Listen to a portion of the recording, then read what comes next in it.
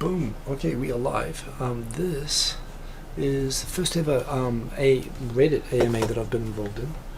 And this is Rochelle's Japan Business Time. She's doing it herself, so I'm just going to use this to draw attention to it. The updated link I'm about to provide, you can see the page, hopefully clear enough on this. But what we want is a look at the page, and the idea of this is that Rochelle and I have always done these Japan Business Time videos where we gather up topics and we record them and edit them and so on, but this is intended to be a live, and it's a text-based chance for chatting. So I am going to take this link and share it while I share the page. At the moment there are no questions. I also myself, I'm not that familiar with Reddit, so yes, I actually, first thing I have to do is log in myself. So let me do that off screen here. Now that's interesting. I'm going to have to move this. So let me do that for a second. It's funny, my PC is much slower when it's in this capture mode. How you all doing tonight? So we're going to be doing the main live stream tomorrow night. So this is kind of a heads up for that. Allow me to log in.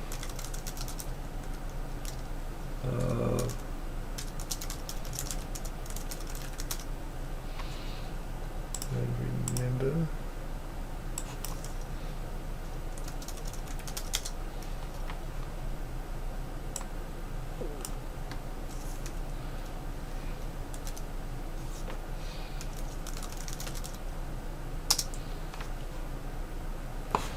okay, I'm now logged in, so let's bring this back on view. The URL should be visible.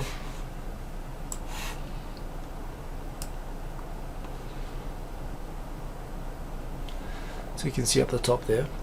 However, I am about to share this in the video information so that you can check this yourselves. Boom. Let's try to hide these windows.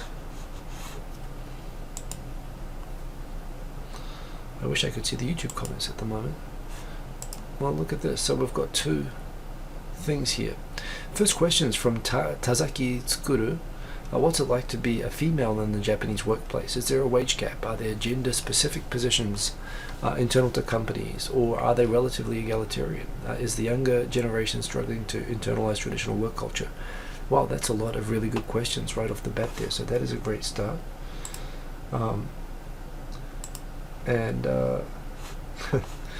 Yes, I'm also getting some advice actually from Facebook, from Mr. Dan Scusser on, probably we could have put this on a different place on Reddit. There's the Japan thread.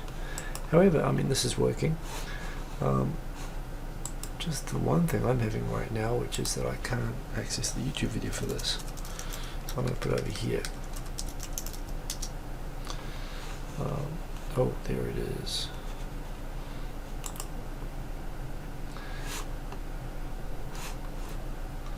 Okay. Boom. Boom. And there we go. Is that so? We've got Nathan Richardson in the comments there. I see that this is the person who's left the comment there. So do this anyway. I'm about to update the video information. You can actually find this if you use the link at the very top of the video information for this, and you can see this thread at the on the list of AMAs at the moment. However, now that we actually have the precise link, I'm updating the video information now so that you can get straight there. So if you refresh the video page, the link is at the top of the video information, and I suggest you get over there. Live on Reddit now. Rochelle's AMA. Boom. So I'm going to put that on there. And yeah, let's make it a party, make it interesting. The main purpose of this is to draw attention actually to the Reddit itself, which is what I plan to be covering. And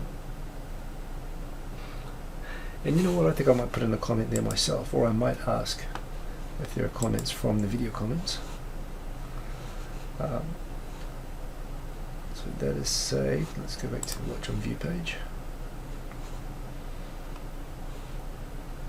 And that is cool. Okay. Gaming. So who's in the comments over here? Let's have a look.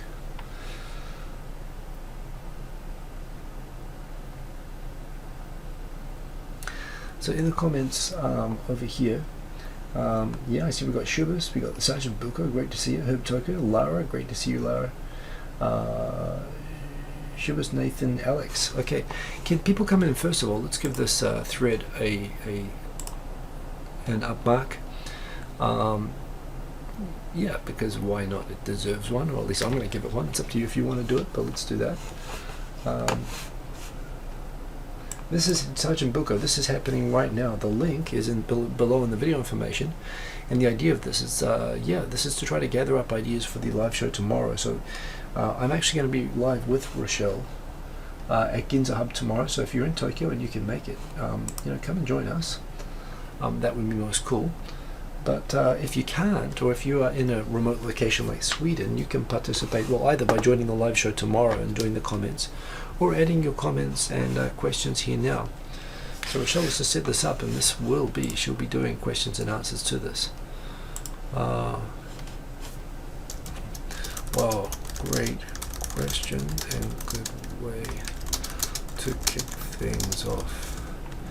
And you know what, that's questions. I'm going to throw in a question myself. How do I add a question? Here is me not knowing anything about how to use this. So, must contain a question, formatting help. So how do I submit a question? I guess I submit a reply here. Where do I put this? This is terrible.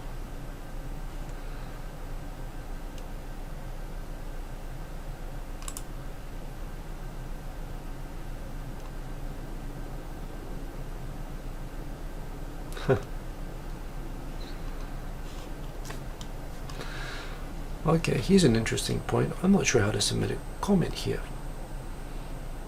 This is how unfamiliar I am with Reddit. Can anyone help me? And that's right, James Barker. Tomorrow we will be, both of us will be sitting in Ginza with whoever can make it along to join us for that. And we'll do live comments and people present in Ginza and online. But this is a nice way to get people, and a nice focused way to handle questions. So you know what, here is a question here.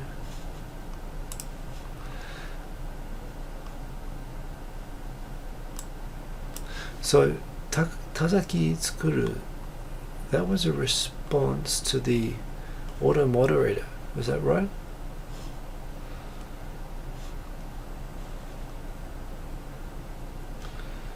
How do you comment? Someone tell me how I'm supposed to comment. Right, under the main text. Main text, right.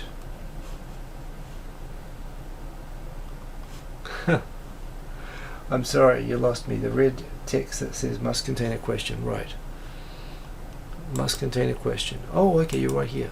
I thought, so that looked like a graphic. That is silly. Try again in 9 minutes. We need something here. Okay, let me see. So maybe I have been blocked for 9 minutes. Do I need to refresh the page more?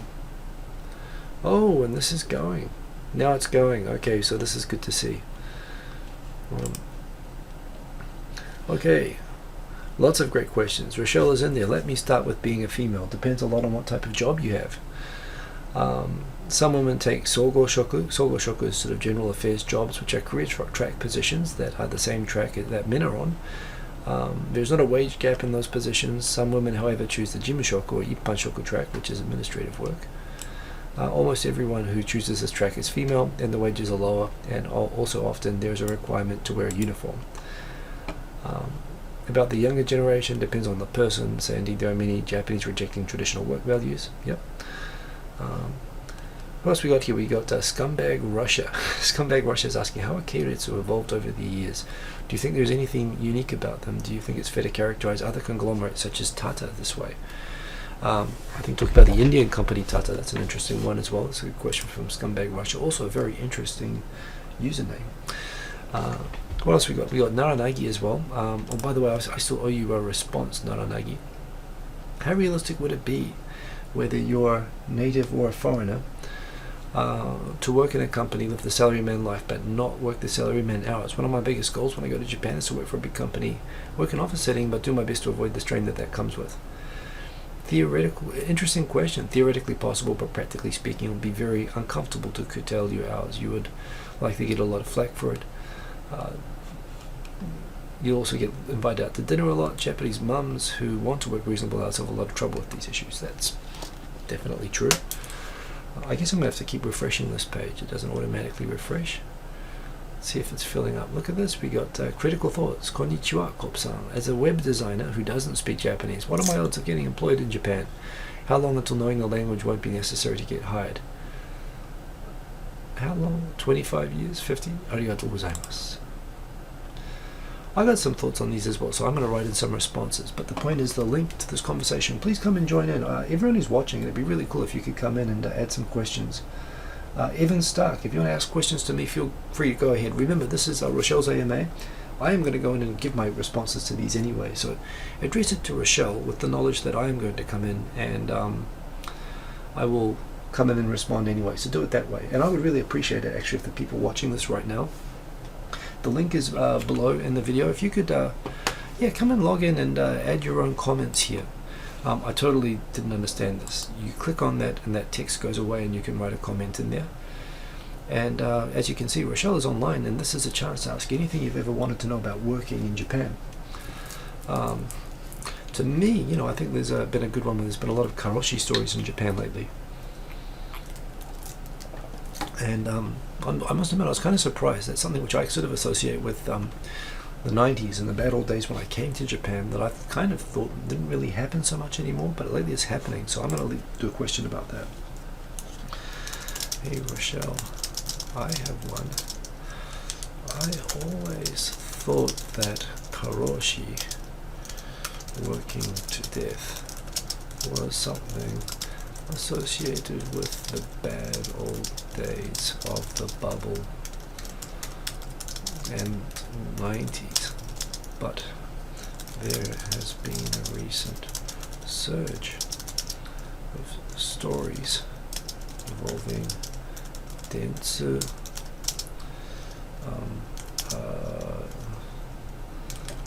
a Filipino in a small factory. There was another one actually. I think it was a civil servant. Within recent years. What is your take? Is this still a current and serious issue in Japan? Boom. Oh, so I've still got to wait another 3 minutes. I must have hit return too much before, so I am on a timeout. 3 more minutes. Well, that will be cool. By the way, very good to see. The question goes in the box where it says it must not contain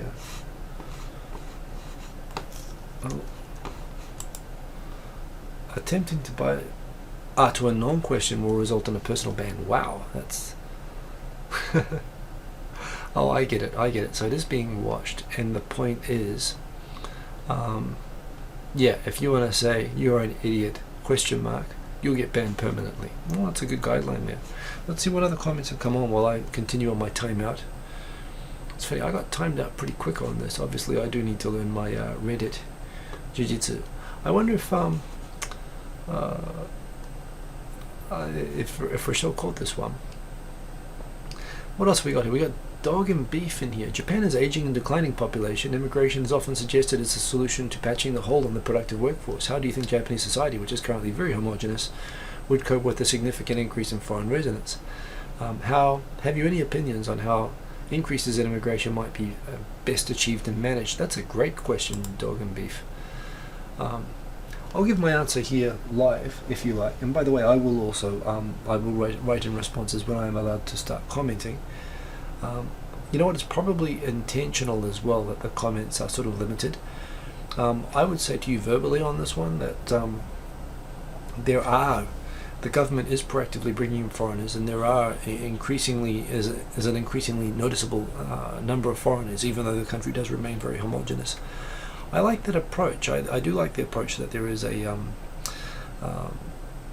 generally a strong pressure to integrate into the society, and I think that kind of thing, also the fact that it's being done kind of by stealth, frankly, and that it's not being subject to public debate, is kind of it's good. It takes out the heat. I think when you politicize something like immigration, which is really being set by policymakers based on the best interest of the country, you end up with the ugliness that you see in Europe and America and so on, where people start talking about what is it, not bad hermanos, bad hombres coming in and all that sort of stuff, which you get from China. Of course, there's a lot of online paranoia about that. So I think the way it's being done sort of discreetly.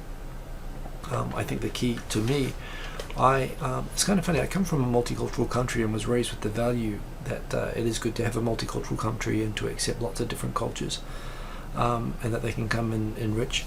I think that that's true, but at the same time I don't think you can go over the top with that. I think, again, when I think about the experience of my own ancestors, I mean, they came to New Zealand, they kept some of their culture, but at the same time they also, I think it was a given in the old days that people had to integrate. They had to try to make an effort to become local, and that involved dealing with things like racism and prejudice and all that sort of stuff. And it was a reaction to that, and we shouldn't have had that in the first place.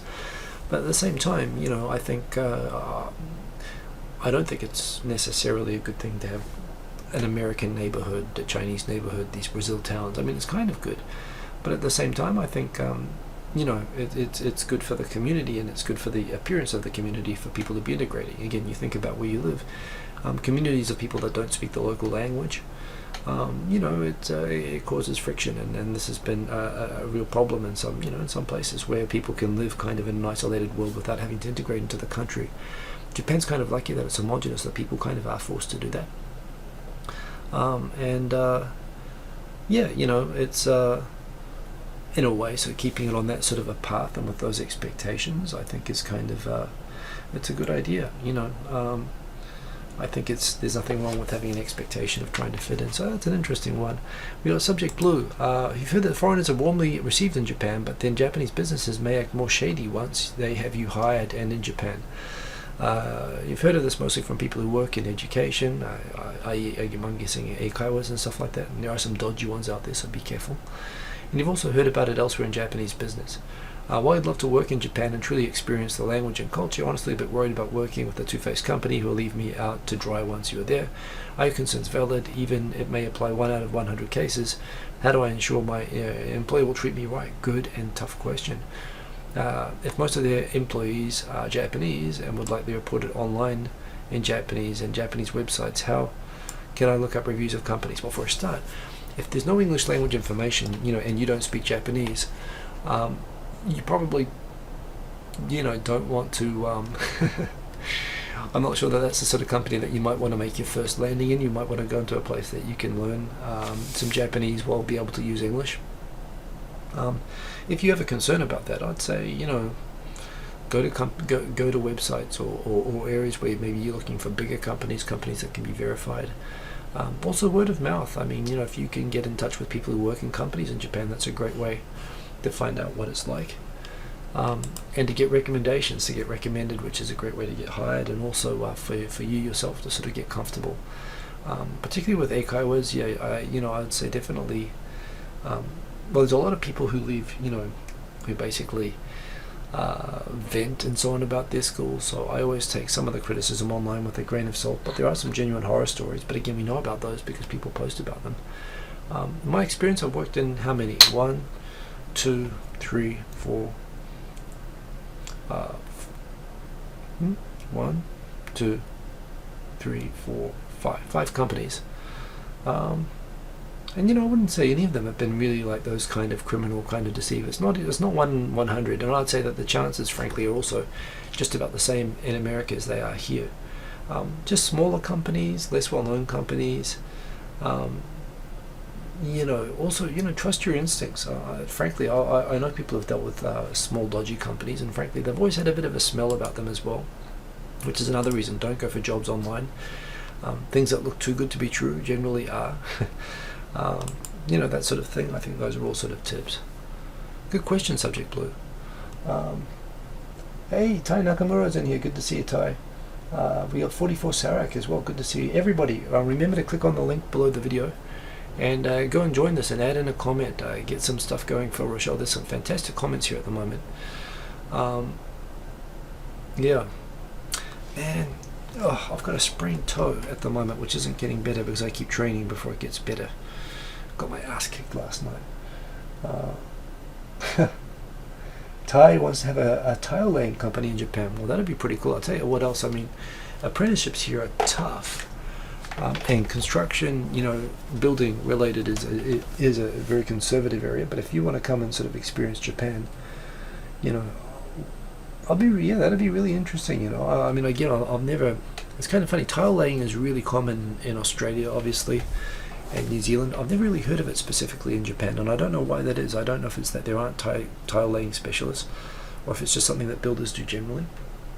But I know some guys who worked in construction. It's hard work, but it's good, pays well, and culturally, I think it's a great way to experience Japan. Hey, Tai, I'm doing good. How are you doing? Actually, you know what else? This is the first time I've done a live stream in a while where my nose isn't constantly running. Having lots of those antihistamines. Let's check out the other comments here that we've got, and it's very good to see. Rochelle is keeping up as well, so it's great to see this is kicking off. Who else we got? We got Throw. By the way, good response there from Drex143. Since it's very difficult to judge one's Japanese ability, if a foreigner has a long history in Japan, and flawless Japanese, JLPTN1, basically the most integrated foreign and Japanese. How do these kind of people feel? Do you still feel that there's a glass ceiling in Japanese companies? As a foreigner taking Japanese courses in university with other Japanese students, I seem to run into a fork of two different reactions. I don't expect to be treated as a normal Japanese person, but is there a chance of being taken seriously? That's another great question. I would say to that, depends on the company. There are a lot of companies, I would say it's becoming increasingly common, even for very Japanese companies, to be proactive with promotion of foreigners. Although that said, I think you're always going to be treated differently, and maybe when they promote you, they'll be promoting you as the guy that they want to send overseas, or the guy that handles the international department, or and frankly, you know what, they never put a foreigner in charge of the international department. Actually, often they'll put people who aren't suited to those sort of roles. But it'll be kind of a job which will be specific for you, if they push you. The glass ceiling exists. I've been in Japanese companies and felt it. And the reasons that it comes about is not just purely that you're a foreigner. There is a lack of familiarity that Japanese have of dealing with people who don't speak Japanese as a native language anyway. So they don't really give a lot of slack. Around sort of cultural things, if you don't act like someone, like someone coming up the chain. I know some foreign guys who have done it and they have come up as a result, but what I would say is, if you really are looking for like a real career path, start out, it's great. It's a great investment to start out in Japanese companies. As I did, it was fantastic, and it gave me a competitive advantage going for jobs later on. But I think you have to kind of pick the right time. You might get lucky and get into a good, be in a good company that will push you forward. But I find often the best way to move ahead is frankly to change jobs. It's kind of hard to go up just by promotion alone in any company, but particularly Japanese companies, you'll feel that. And when you decide to make the jump after getting, enough experience, and I'd say, at least 12 months. If you're gonna, when you're starting out, I planned 3 years on my first job, and I did that to the day. Two options really. You sort of take a chance with a smaller company, or a company that kind of has a culture that you feel like might be good for you in advancing and that you might fit into, or you go for the foreign company route. And the foreign company route is, they always want foreigners who can work in between Japan and America and cross all those boundaries. And that's what I eventually did on my third job. and and they'll recognize the investment and time that you've put into getting experience in the in the Japanese company before. And you know what? Even those foreign companies, they act like Japanese companies in Japan. People often say, "Oh, this is a foreign, it's a foreign name, but it's really a Japanese company." And there are a lot of examples like that. Companies like Hewlett Packard are completely, detached. They isolate themselves from the global company. So bear that in mind. I would say, in the end of the day, for advancement, you're probably better to be in one of those hybrid multinational companies. But there's definitely ways to go ahead. And this is for X143 if you are watching. Tai Nakamura, I've got a policy. I never talk about current work, but I talk about former workplaces.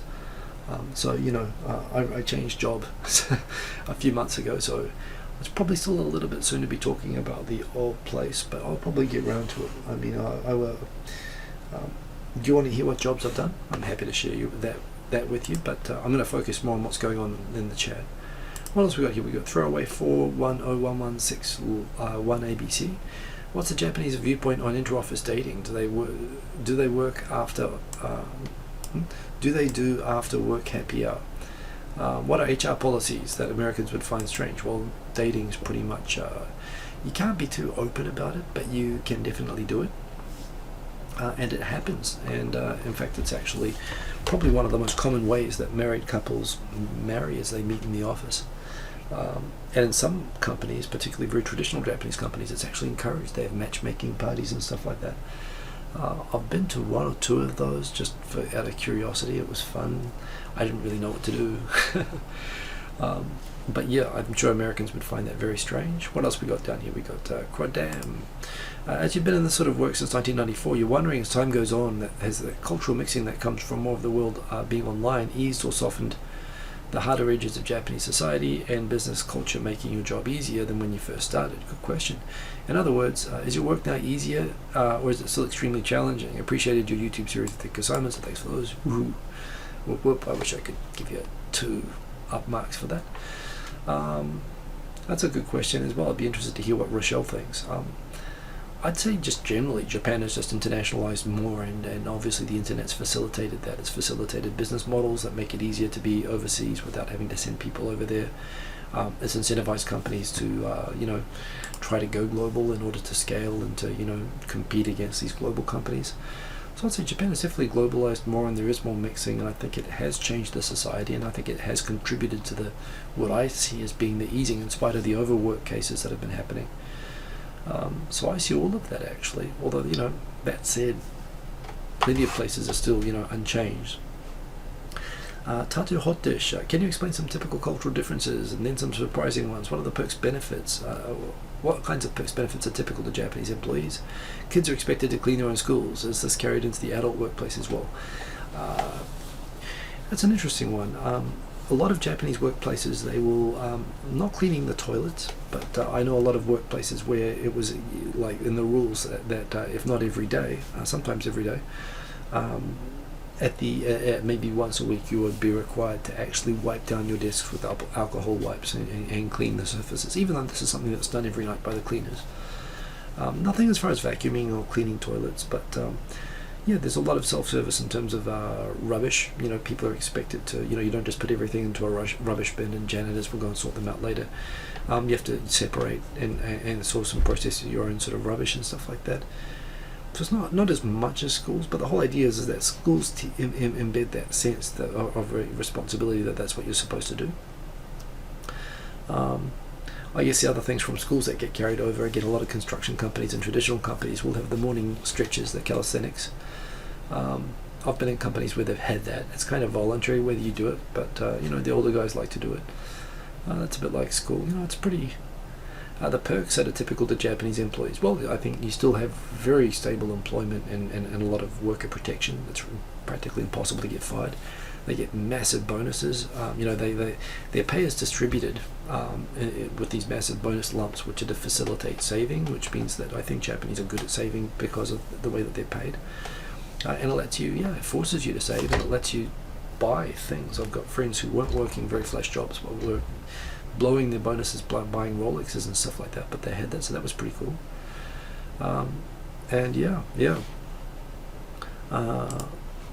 I'll see what Rochelle has for that. Hi Rochelle.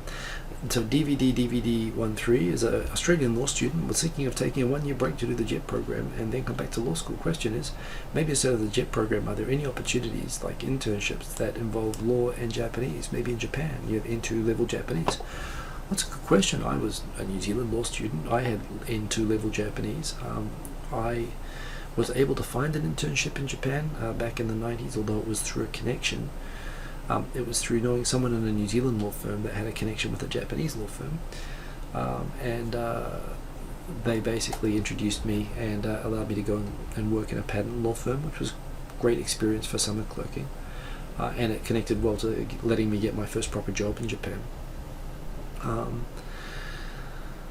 Yeah, I mean, basically I did that. I instead of the JET program, I did this sort of and you know what, I used my working holiday visa when I did that. So yeah, if you're from Australia, you can do that.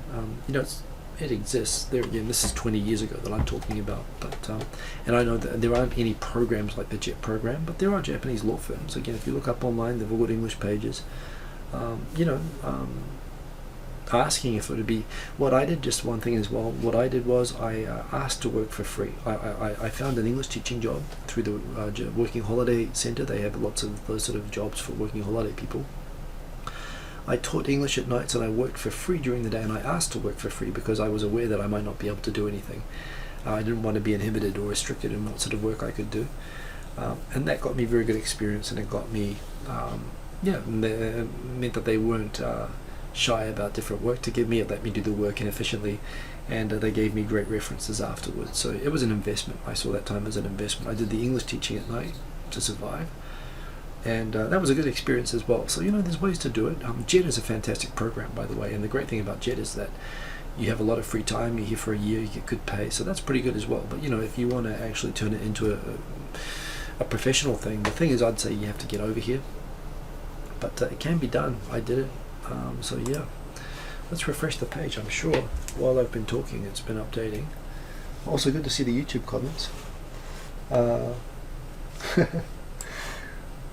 you know what, I'm just going to bring this over so I don't have to look like more than 90 degrees across every time I want to check out the comments. Boom, boom. There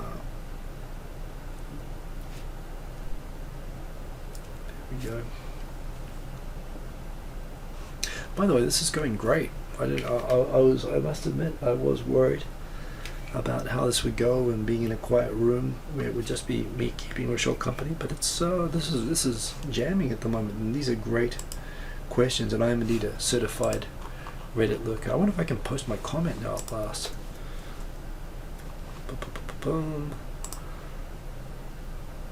Okay, boom. I got it submitted. Although I hardly need to contribute, actually. Everyone's doing a pretty good job of this. But let's see what other comments are in there. Rochelle, it's nice to see that you are watching the live stream as well. Hi, Rochelle. But don't listen to me. You write the comments. I will share your comments back. So I'm basically going to give commentary and steer traffic towards. For everyone who's watching who doesn't know, the link to the Reddit thread which I'm sharing is in the information in the top of the video. I'll give my verbal responses, but the key here is to see what Rochelle says, and for all of you guys to get and have a chance to actually talk with Rochelle directly, ask the questions you've always wanted, and bear in mind that the very best questions, and there are a lot of very good questions here, are questions which we will pick up tomorrow night. We're certainly going to use these as topics, I think, for the live stream. And you know what? Next time we record a series, this is fantastic. Just from the material already, we could record a series. I mean, these are great topics. Oh, Kamedo, sorry that it sucks to hear that you got rejected by JET. I hear it is really tough in America. I think, I don't know what it is. Well, I know it's changed a lot. Maybe it's easier in a country like New Zealand. Maybe the quota isn't so competitive. But yeah. And Ty, yeah, that's okay. So thanks for following, even on your phone as well. Be careful of your data plan. I hope you're on Wi-Fi. Let's go down and see what other comments are there. And by the way, Drake, DV13, nice to hear that you're listening as well. So that's pretty cool. Generally, what industries would advise someone to ignore entering? Advertising industry is a nightmare to work in. Um, I don't know. I can only talk about what I know. Advertising industry, I know people in the advertising industry on sales and creative. The sales side is tough. Creative side is tough as well. I mean, but the thing is, oh man, I mean, publishing is tough, but people do it because they're passionate about it. And this is the cool thing about like the creative people in Dentsu, where people are working to death. That's like one company which gets to make all the advertising in Japan. They've got practically, if you can get into a creative job there, you might not make enough money to be able to survive, and they might work you half to death, but you'll get, creative opportunities like you couldn't get at any other company in the world, and that's why people sacrifice for it. I know people have worked themselves really hard in the publishing industry as well. Good news is I don't know that a foreigner would really get into a really black company in that area, but if you did, that can be tough. And again, it's particularly for small publications, magazines that have really high quality, that have people who are really passionate about it. It's really cool to meet the people who do those things, but they use that passion and enthusiasm to work themselves half to death. IT, which I have worked in a lot. My last job was in that. I think it's better than it used to be, but that still is a famously tough thing. But there again, if you're good at it and you position yourself well, I mean, it's like anything. If you're in a good company, if you're in a bad company, unimaginably bad. But they all it varies. So I don't know. I mean, I wouldn't say that there's a specific industry to stay away from, so long as you feel comfortable that you can do it. And I would say as an entering point, big companies, well, I don't know, there is a thing with small companies. You have increasing risk, but there again, I would say a good smaller company is much better than a big company. And most of the companies I joined, I'm just thinking when I joined them, they were like 100 people or less. And that's a really good size. That's sort of mid-size, small size, but they all grew really, really fast. They were in companies which were growing fast, so that made it interesting. Let's go down and see who else is here. By the way, that's a good follow-up question. These are great stuff, by the way. Thank you everybody who's in the comments watching this stuff. And that's from Greg143, by the way. This is really great stuff here. And please, everybody who's watching the video for this, get in here, log in. The link is below the video. Leave your mark. Just think of a simple question even. These are great questions so far. Survival snake.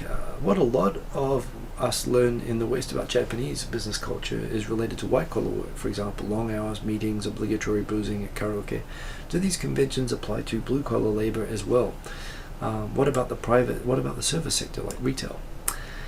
Good question. Rochelle might have some more diverse experience about this, dealing with different clients. Of course, for those of you should know by now, but of course Rochelle is CEO of a Japan Intercultural Consulting that provides advice to lots of different types of companies.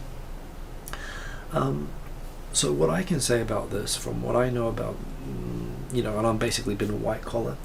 However, I did work in a silicone wafer factory for my first two and a half years in Japan. I went out with those guys. Those were production line, guys. They were what I would call blue collar. We did karaoke and boozing and going out, so they definitely had that. I'd say they might have that more even than maybe white collar. Retail, I don't know. I've never done a retail job in Japan. I don't know much about it. I don't know if people in shops go out together. I don't know about Uniqlo if they do that. I would assume if you're in like sales, like the ego, like the corporate sales, you definitely have all of that. I don't know what it's like for people who work in shops, however. Subject blue. I see that she referred you here. Okay, well, I think she was just drawing attention to the fact that I'm talking through the responses to this. She'll definitely give you a response back in the video. I'm assuming subject blue. I think she was just being nice and drawing attention, but let me have a look. You've heard that foreigners are warmly received. Oh, so okay, I talked about this. So this is the thing. Rochelle is listening to me talk about these while she responds to them. So I gave an answer to this when I was talking about this. When this video ends, you can go back and see it. I think that's what she meant, but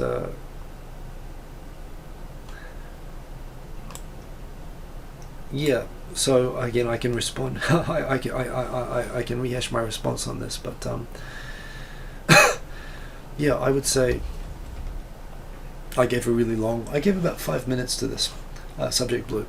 So when this session ends, which is going to be about, I don't know, probably about half an hour, refresh the video and you'll see it. I respond to the questions in the order of the thread as well, so it should be easy to skip through, and you'll hear me talk about your question. So yes, and thank you for stopping by and saying hello. It's nice to see. It's actually nice to see that this is picking up so well. So anyway, let's keep going through. So Cass Reedman is a programmer, recently switched to working 5-day week to only working 4 at your company. How easy would it be to get a permanent contract while still working a short work week? You've heard about some part-timers getting short end of the stick, pay and benefits wise. Yeah, the only situation I know where people get these compressed work weeks, I know there are some companies, and you're a programmer, I know companies like IT consulting companies that are flexible, that they allow you to work at home, although that varies, and even within companies that can vary. That sort of thing definitely happens with like maternity leave, people returning from maternity leave, mostly for women. But guys having that degree of flexibility is pretty rare, and I think within Japanese companies it's pretty much unheard of. Also, any arrangement like that for a guy from the point of hiring would be on a temporary contract, rather than a permanent. I don't think you'd expect a permanent contract on those sort of terms. That said, some of them can pay quite well, but some of them will pay shit. So you have to shop around. But also programming specifically, I mean, it really depends on what you're into. Kukris had a good quality question, gave you a good chuckle. Well, I've got to get down and find Kukris, which I don't see yet, so I'm going to get to it. I'm going to have to refresh the page. Survival Snake. A lot of what we learn in the West about Japanese business culture related to, so this is what I was just talking about, and yeah, I think a lot of it applies, but I don't know with retail. Subject Blue, don't recognize any of the companies I listed as video production companies, which is what your major is, but was wondering if I had any experience or advice for someone who does not have a college degree in one of the more common business immigrant majors, STEM, such as computer sciences and engineering, thinking of making videos for a company. That would be great. But all work outside of STEM seems to be education, which when it comes to foreigners in Japan. Subject Blue, so on that,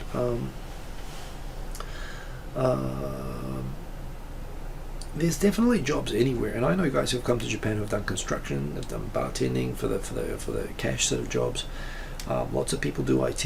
Lots of people do not just education at all, any sort of professional thing. But if you want to work in a bank, or you want to work in an investment bank, a law firm, an architecture firm, an engineering firm, a technology company, you got to bring in not just a demonstrated ability to fit in the company that you're applying for, but the necessary qualifications. And remember, 100% of Japanese need, just about, especially those going into these sort of corporate jobs, everybody in Japan goes to university and has college degrees. It's really rare. In blue collar jobs, you'll get people who didn't go to university. Some people in trades might go to specialist vocational schools and not have college degrees. But computer science, engineering related jobs, there are people who might go to vocational schools around computer sciences and engineering and so on. But most everyone has completed college degrees. So a lot of people, I know everyone is in a rush to get to Japan, and they want to do jobs without having to finish that, or trying to find some way around it all. I deliberately planned and waited to come to Japan till after I had my degree. And I made sure that when I came here, I wasn't coming here just with the ability to speak English, which is enough to get you a job and you can survive. There are people who live here 30, 40, 50 years doing nothing but teaching English, and without a college degree, and they have a good life, they're married, they have a house. You can do all of that, but if, my philosophy was that I had ideas. I wanted to be in Japan, but I also had ideas of what sort of work I wanted to do. And in order to combine those things, I took the extra time to make sure I had the mix of the professional qualifications that I would need to get jobs in that field, as well as building up the Japanese language and all that experience at the same time. So I would advise anyone, again, whether it's a vocational qualification or a degree-based qualification, don't come to Japan before you get those. You sell yourself short. You'll limit your opportunities. Come, visit, scope the place out. But if you're just here for a gap year to experience Japanese culture and then save some money and go back to the real world, I know people have worked on ski fields, people have worked on farms, people who have done all sorts of stuff, and they've saved a lot of money. They've had a great time and they've gone home. A lot of people do that with English teaching, but if you're talking about doing like a career, don't rush to come here. You lay groundwork and prepare. Think about how you're going to attack it, and bear in mind just what other people, what Japanese people have for qualifications. So that's what I'd say. I'd say really plan. If you plan, I think I know foreigners in all fields. It's just it does tend to be that the people who really take it seriously. What we share in common is we're kind of isolated. We're becoming less isolated now. There are more foreign companies operating in Japan, but everyone who I did it, really prepared and really came, with a strong CV to Japan, and a strong CV not just in their professional field, but also with the ability to work in Japan for both. And it's hard to do, but it's worth. So you've got a video and production degree, so I'm now looking at the YouTube comment. You're wondering what type of work exists for foreigners with limited Japanese. Plenty. There are more and more foreign companies here. The question is, if you don't speak Japanese, why would they have you here? So if you've got specific skills that are rare in Japan, specific certifications, for example, that are rare, you need to be able to offer a justification for why should they hire you if you don't speak the local language. Being in a foreign company makes that easier, but again, then you still have to be good, and you have to be able to, and it has to be a company where you don't need Japanese. Pretty hard to join Japanese companies. You'd be looking mostly at foreign companies, but there are plenty like that, and there are plenty of people here who get jobs like that. But I'd say, be really good and really specific with your certifications and what you're going to do. I've got to refresh this page. I hope this is helpful, by the way. I am just talking as I go through. 47, Sarah HK, how popular is telecommute or virtual work in Japan? You should put that question on on the Reddit for Rochelle. I'll tell you myself on that. 47, Sarah HK, it's rare. I have done it. I've been in companies that allow it, but it still is expanding. And Sergeant Bilko, good of you to join, and definitely check in tomorrow with the live stream. Let me come back and find out where I was. And by the way, yes, Cass Redmond, it might be possible. I mean, again, you might have to have a baby to do that, but it could happen. By the way, it is nice to see that people are watching both on the YouTube comments as well as in the video. Kukris, this was the funny comment that I was told to come and see. I was told that in Japan, a business person or just a normal daily adult person can live their whole lives and have no idea what is going on at midnight to 4 a.m. in the streets, or that the whole of Japan is known for this abroad. What I am talking about is drifting. Are you yourself aware, or have you encountered the so-called street racers or drifters?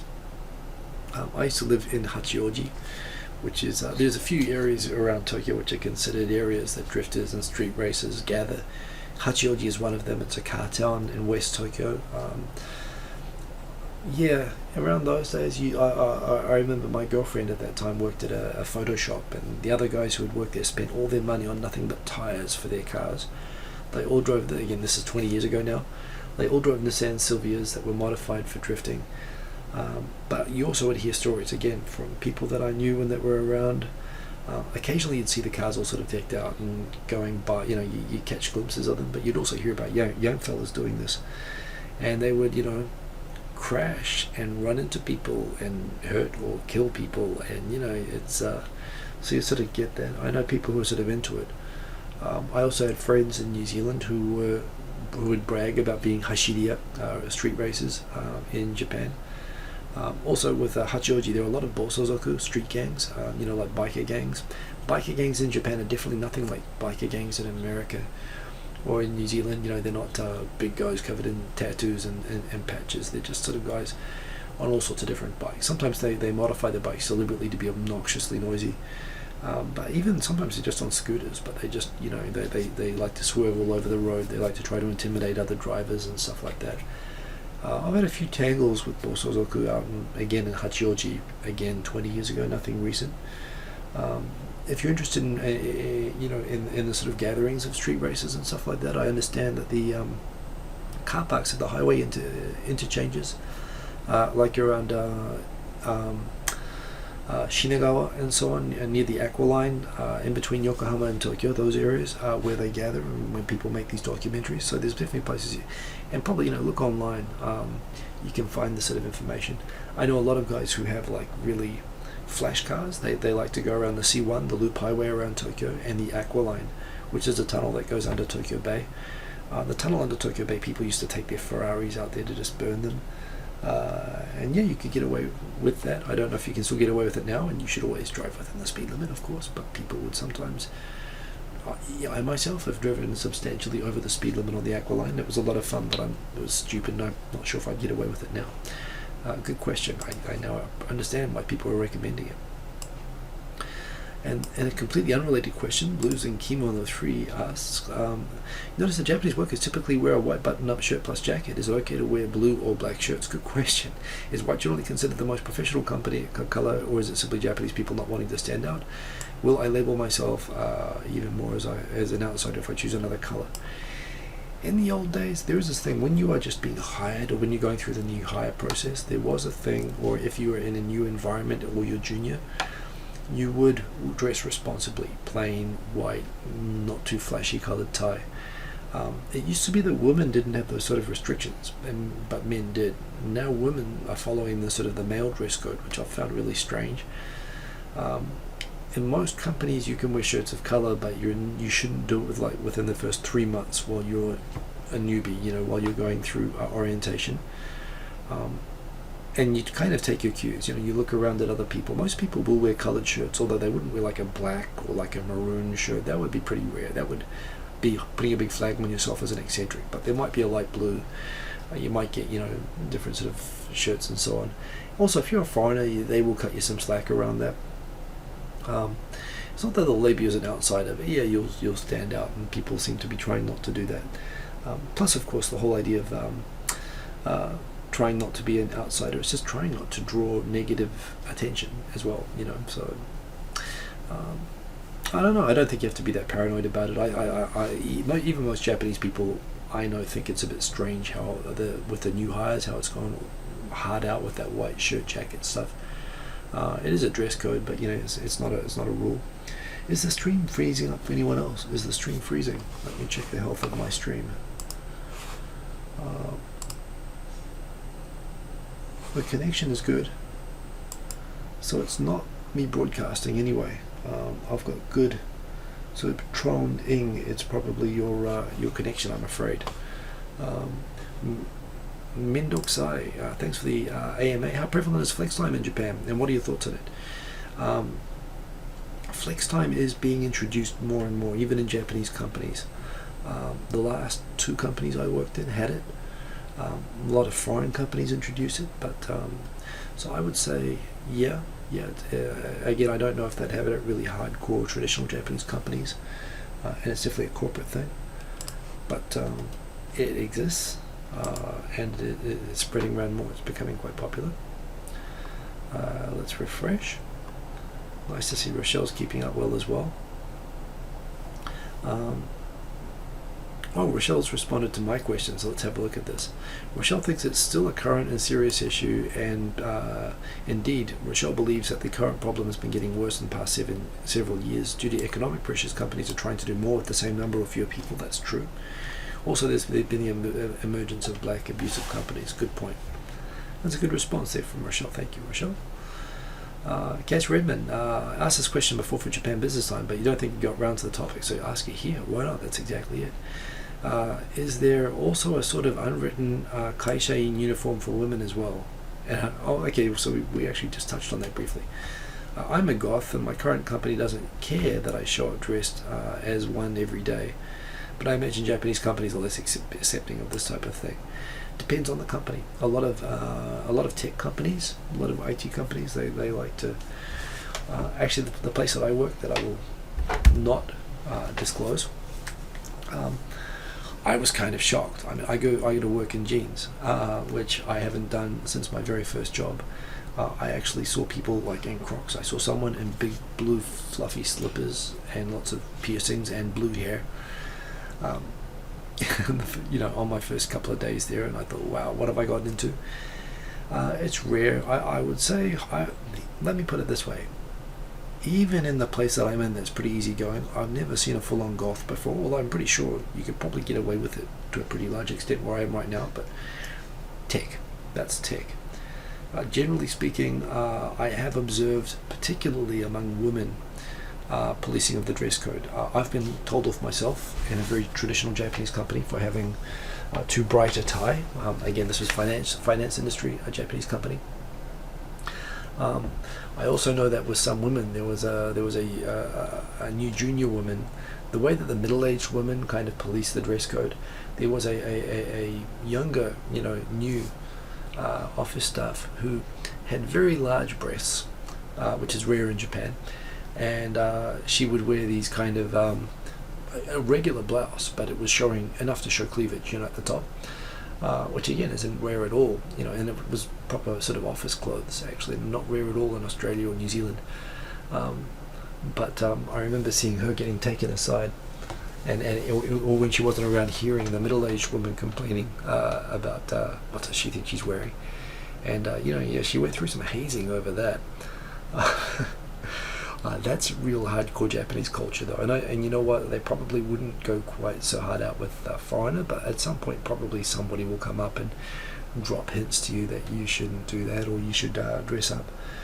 The Obachan's are angry at everybody, but particularly the young girls, who are kind of competition for them, I guess, as well.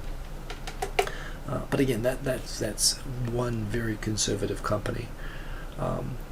I don't know, I've never seen someone being very goth. I would say the presumption is that you can't, you might have to tone it down a bit, but you might find places that will accept a degree of that. Who knows? I mean, again, there are companies which I'm sure allow people to show up. Again, if you go into fashion, or you go into, some tech companies or whatever, yeah, you could probably actually, full on dress up as goth as well. But they would be rare, and there are definitely, like any company, even American companies and so on, they have these, long manuals about, business casual. Business casual I hate, by the way, because it's like, with a suit, it's easy. Suit, tie, shirt, bunch of shirts, bunch of suits, bunch of ties. Try different combinations every day. It actually gets to be quite fun, and that's what I did in my last job. My current job, business casual, now it's actually casual, but where I've been to an event and it was business casual, it's like, well, don't wear a suit, because you're not supposed to wear a suit, but don't wear jeans, because that's too casual. So you have to wear like these slacks and these shirts, but not full-on business shirts, but casual shirts. But I didn't even have any of those. I just had t-shirts, jeans, and suits. So I never had the in-between. And I find a lot of American companies, they have these kind of crazy dress codes as well, where they say, yeah, just be business casual, but then they prescribe all these rules. So, you kind of get that anywhere in the workforce. And Japan's maybe not that different to any other country, except, I don't know, that's a good question. I'm not really an authority to be talking about goth fashion in the workplace, but I'd presume it's not easy to do. Depends on where you go. Let's refresh. I wonder when this is going to as well, by the way. I will put a thumbs up on that. The flying food testy. How easy is it to transition from American workplace culture to Japanese workplace culture? Well, that is exactly that's Rochelle's wheelhouse there. I missed this question, by the way. Yeah, it totally depends on the case, doesn't it? I got used to wearing suits. I found that, if you get a good fitting suit, the arms won't be such a big deal. I almost never wear the jacket when I'm working. They are nice. That if you wear a good suit, you look sharp, you feel good, people treat you well, and it's actually comfortable and it's easy. You don't have to think about what you wear in the morning. It takes a lot of that stress away. So I always appreciated that. I'm curious, is this, now that we are coming up to the hour, wow, 58 comments, This has been a raging success, I would say. It's also great to see the comments on the YouTube side here. I wonder, is Rochelle going to continue this, or is this wrapped up? I suppose I should be checking if there's any updates on Twitter. Ooh, boom.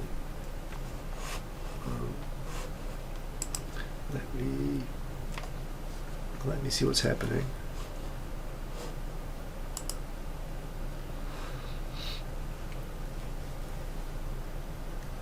So I can't quite tell.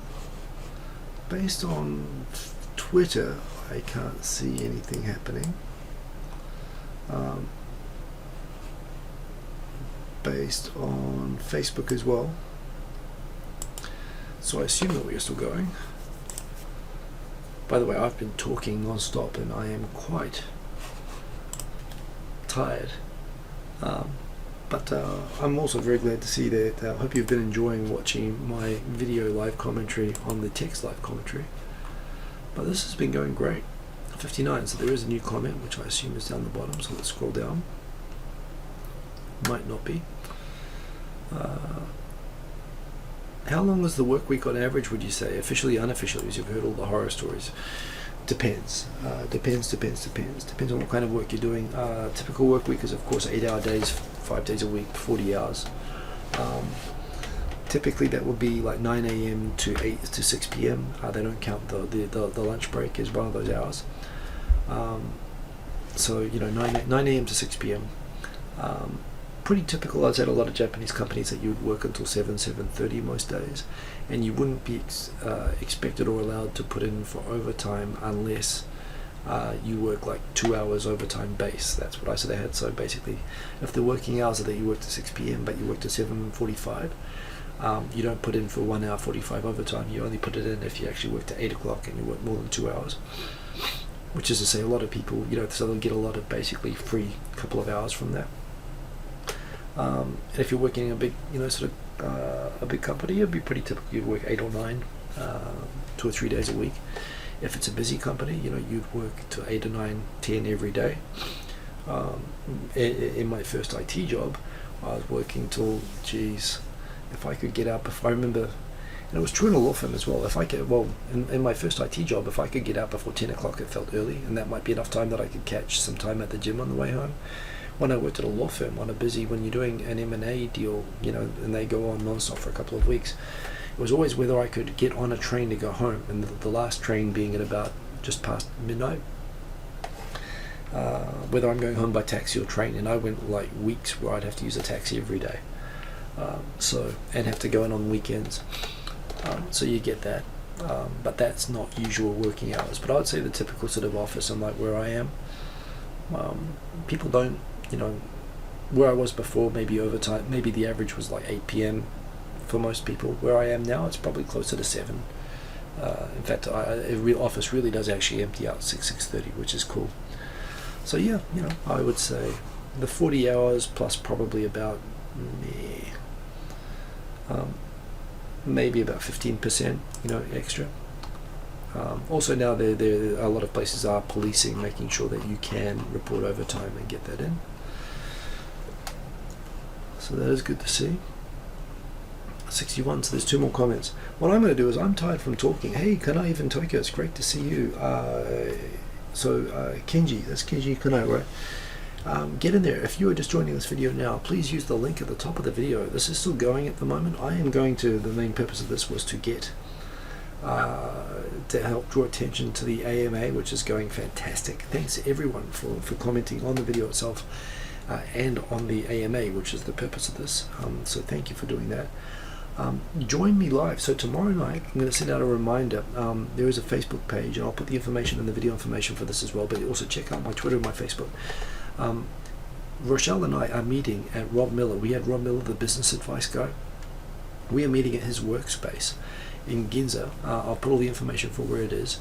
We'll be doing a live stream tomorrow night, talking. We'll be taking live comments from people who are present in the room, and you can come and join us. Probably between 20 and 30 people can fit in the room with us. So we're going to do a live hangout, where we'll take your video questions. We will take questions that we'll pick out of here if we need to fill in the spaces. and questions from people in the room tomorrow night. On the place, we're going to have sort of opening the doors at 6:30 and leaving by 9:30, and we'll be streaming live from 8 p.m. tomorrow night, where I will be talking a lot like this again. If you're present, you get 3 hours. If you are online, you'll get 1 hour of us tomorrow night, and it'll be a lot like this, except it'll be more interactive and more talking, not just me talking. I'll try to be careful of that.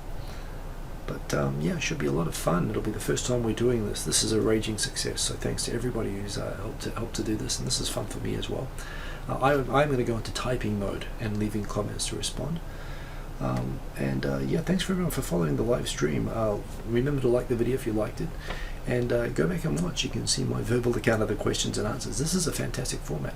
And I have a question. Would you like me to do one of these sometime? This looks kind of fun. I mean, I guess I do this on videos anyway, but I need to get more, more Reddit literate anyway, so that's something I might consider. Leave a comment in the video on what you think, if I should do one of these myself sometime, and what I should base it around if I do. Anyway, thanks everyone for joining. My throat's shot. I've been talking for over an hour, so I'm going to take a break. Have a good one, and remember, use the link below the video to come and join, and keep adding questions, and I'm going to keep adding answers. Great to see you all. Hopefully see some of you tomorrow night. Nice to see some people in person, and it's a great chance to meet Rochelle. If you can't go to one of her business seminars, which are business, they're corporate, this is free tomorrow night, so come and join us, and see you later. Boom, peace. You know, I say boom, peace, but I'm not at all ready to actually stop the video. There it is. Okay, see you later. Boom.